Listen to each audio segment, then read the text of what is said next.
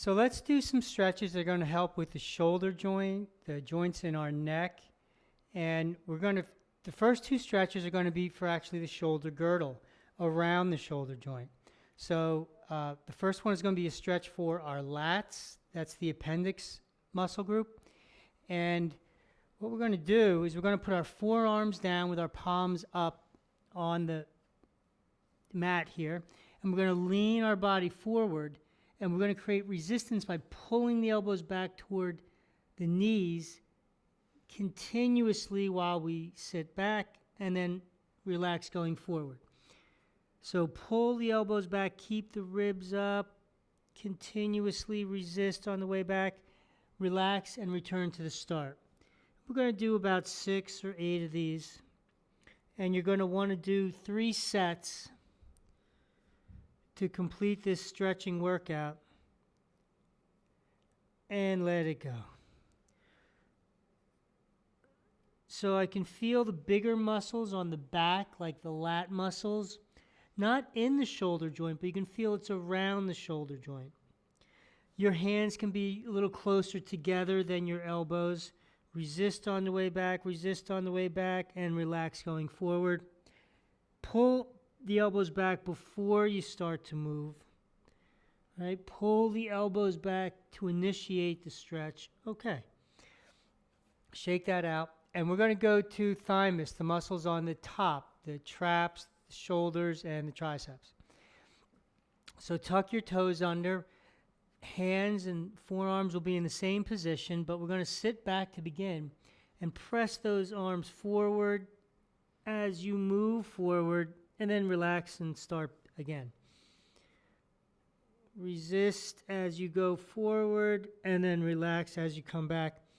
And again, we're feeling this not necessarily in the shoulder joint, but in the shoulder girdle, around the shoulder joint, right? You can feel it up on the backs of the shoulders, into the traps. You can feel it a little bit in the triceps. Let it go. Sit back. Again, press the arms forward to initiate the stretch, and then keep resisting all the way through the movement. Let it go. You want to keep your ribs up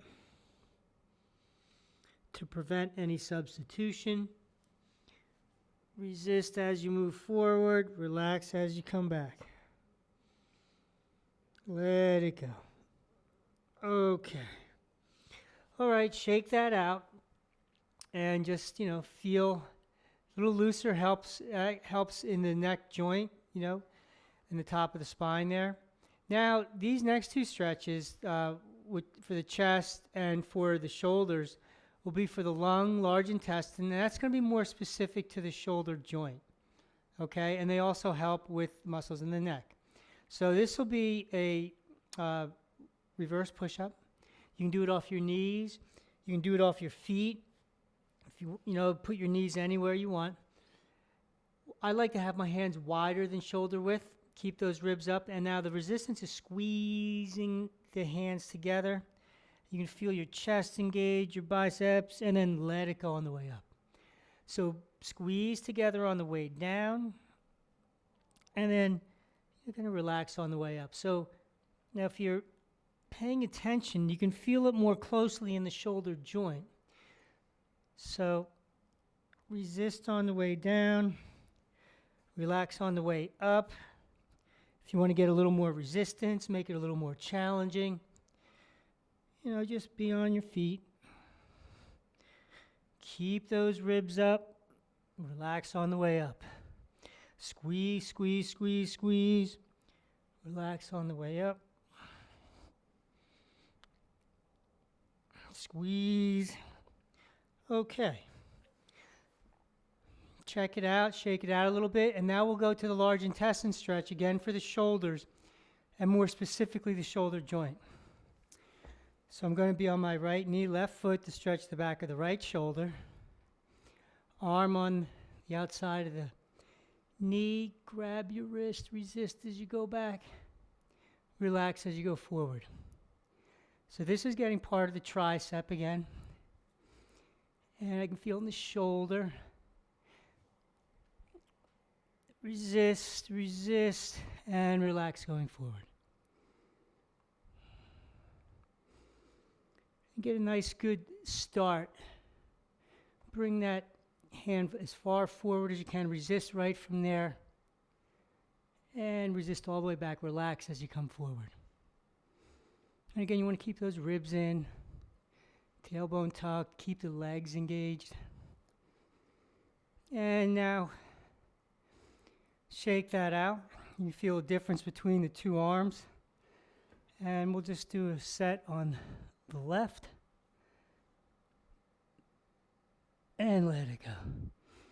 Resist, resist. So, John, how would someone know if their problem is their shoulder joint or their girdle, or does it even matter?